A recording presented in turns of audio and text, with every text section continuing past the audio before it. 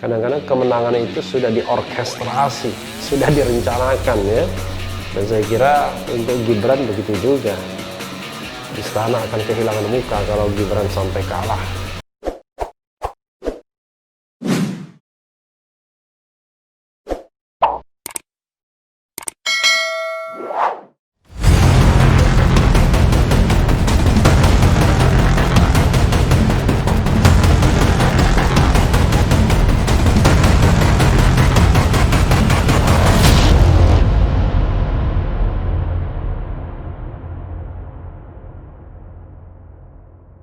Assalamualaikum warahmatullahi wabarakatuh, Sobat RH sekalian.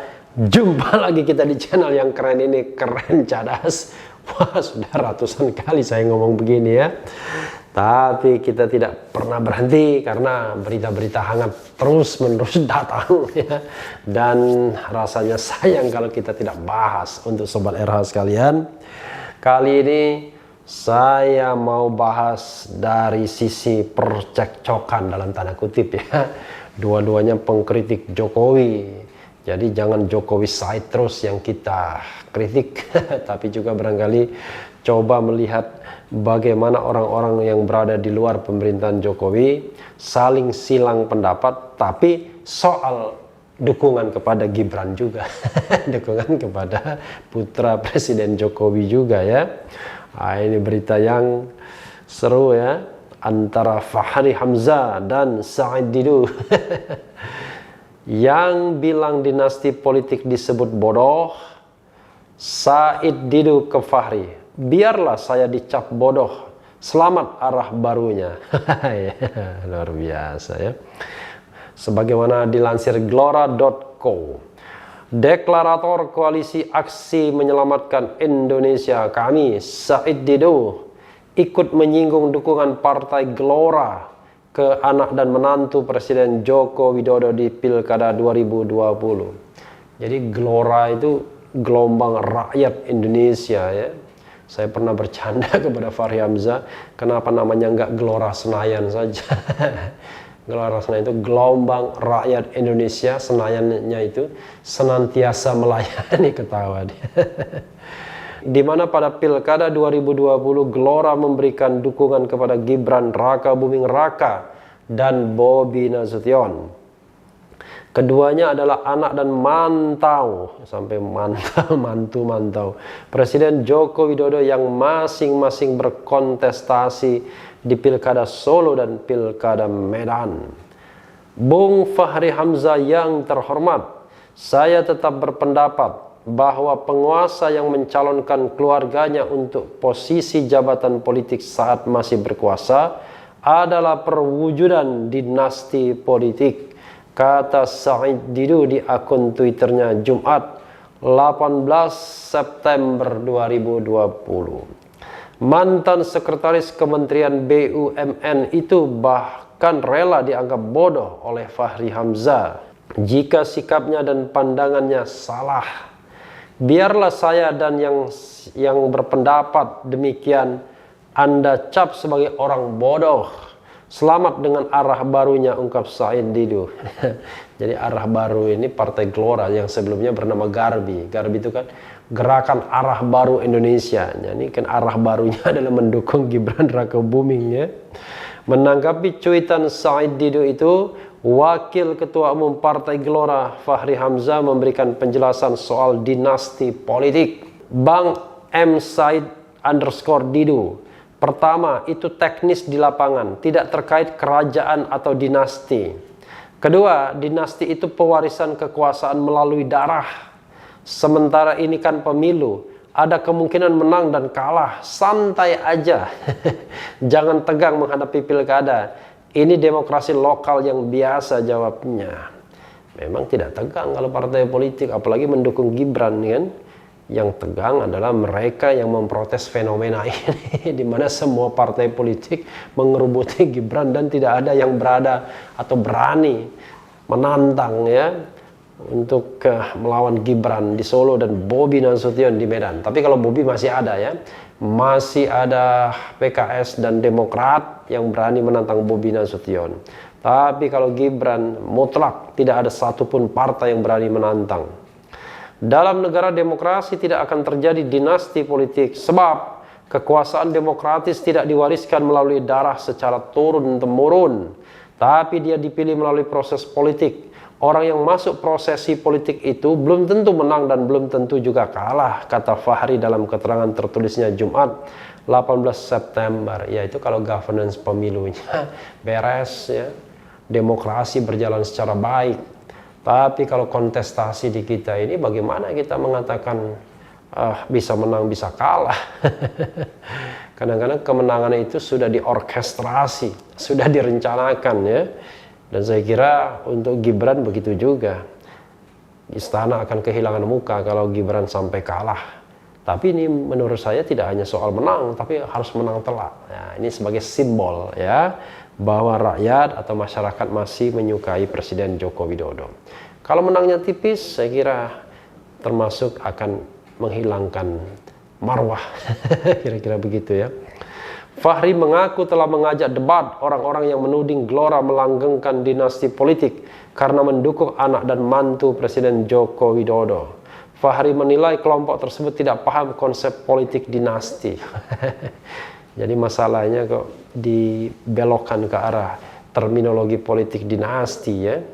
Padahal kan sesungguhnya protes orang adalah terhadap fenomena anak presiden yang mencalonkan diri, lalu kemudian melompati regenerasi partai politik, lalu kemudian didukung oleh semua kekuatan partai politik, tidak ada partai politik yang berani menantang, lawan politiknya pun dalam tanda kutip ya eceh-eceh gitu ya, mohon maaf, Bajo ya, Bagio dan Suparjo, dan lain sebagainya, dan lain sebagainya. Akhirnya jadi percakapan di pinggir jalan, percakapan orang yang tidak berkualitas. Jadi orang bodoh itu tidak hanya di istana, tapi juga di pinggir jalan karena tidak berkualitas ucapnya. Berarti bodoh semua ya, di istana bodoh, di pinggir jalan bodoh. Saya mungkin termasuk yang di pinggir jalan juga karena tidak di istana ya. Oke, ya saya kira menarik sekali ya apa yang disampaikan Fahri Hamzah dan M. Said Didu.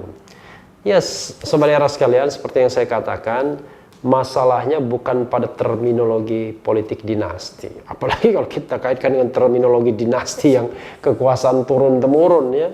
Dalam sejarah kita mengenal yang namanya dinasti apa? Dinasti Umayyah ya kan? Dinasti Abbasiyah. Dinasti apa? Utsmani ya, dan lain sebagainya dan lain sebagainya. Kalau kita bayangkan bahwa dinasti itu adalah politik darah, ya, keturunan, turun-temurun dalam sistem kerajaan atau monarki, ya memang tidak terjadi di republik ini. Tapi kan orang mengatakan dinasti itu bahasa populernya, bahasa pasarnya, untuk memperlihatkan, menyinggung, menyindir politik kekerabatan. Jadi bagaimana kerabat-kerabat itu kemudian terjun dalam politik memanfaatkan kekuasaan yang ada. Nah itu kan terjadi di Banten misalnya, Ratu Atut dan family-nya ya, bisa anak, bisa menantu, bisa saudara dan lain sebagainya. It's okay, memang mereka berkompetisi dalam pemilu atau pilkada. Persoalannya kan, pertanyaannya adalah apakah pilkada atau pemilunya berlangsung secara jurdil, fair. Nah itu yang jadi masalah. Kalau dalam kompetisi yang terbuka, open competition, nggak ada masalah. Tapi pilkada kita tahu, pilkada itu dari hulunya saja sudah tidak fair, sudah tidak adil. Karena pemberlakuan threshold. Ketika threshold diberlakukan, maka partai politik harus mengumpulkan dukungan 25% kursi untuk menjagokan calonnya. Kalau tidak ya lewat, sebagaimana PKS di Solo tidak bisa nyalon, kalah sama Bajo ya. Tapi PKS juga tidak bernyali untuk mencari calon perseorangan. Jadi calon perseorangan itu bukan berarti calon independen ya. Calon perseorangan itu adalah calon yang tidak diajukan oleh partai politik atau gabungan partai politik atau koalisi partai politik. Jadi dia maju perseorangan. Tapi PKS tidak melakukan itu karena kenapa? karena effort yang harus dilakukan yang dibuat terlalu besar mungkin, dan dia juga tidak yakin akan menang kan, karena yang dilawan adalah gelombang besar. Ketika gelombang besar ini ditunggangi lagi oleh gelora gelombang rakyat Indonesia, makin besar gelombangnya ya. Itu satu hal ya. Jadi yang kedua adalah sebenarnya ini kan wujud kecintaan mereka-mereka yang berada pada posisi kritis ya, so-called oposisi non parlemen atau oposisi informal, untuk melihat makin banyak pihak-pihak atau partai yang menjaga jarak dengan kekuasaan atau kritis dengan kekuasaan. Wabil khusus partai baru seperti Gelora yang diharapkan dia mau menjadi partai yang lebih independen dan kemudian kritis dengan kekuasaan. Karena dia adalah partai yang merupakan pecahan dari PKS. Kenapa? Gelora muncul karena ada ketidakpuasan terhadap politik oligarkis di PKS. Begitu anggapannya. Nah, kalau PKS sekarang berada pada posisi yang sangat oposisi ya, maka sesungguhnya Gelora harus lebih lagi harusnya. Tapi belum apa-apa, Gelora ikut mendukung Gibran Raka Buming Raka dan kemudian Bobi Nasution. Setelah sebelumnya diterima di istana ya, sampai kemudian Jokowi mengatakan rindu dengan kritik Fahri Hamzah. Oh, ternyata kerinduan itu berbuah bintang bintang jasa ya. Tapi ya it's okay. Memang rasanya agak berat kalau kita mengharapkan partai politik yang ada, entah itu Gelora atau partai-partai politik barunya semacam PSI, semacam Berkarya, Garuda, apalagi Perindo, karena masing-masing sangat pragmatis ya, sangat tidak memberikan sebuah hawa segar dalam perpolitikan kita yang sudah sumpek ini.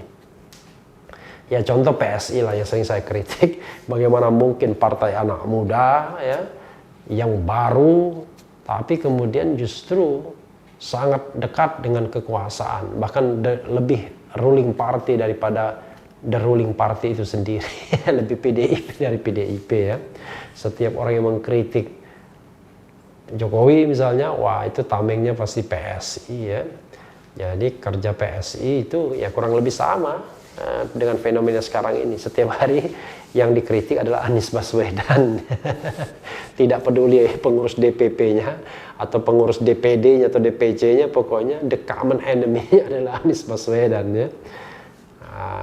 Sementara Presiden Jokowi yang harusnya lebih banyak menerima kritik dari partai-partai baru semacam PSI tidak pernah menerima kritik, karena mereka ya tadi sangat the ruling party daripada the ruling party.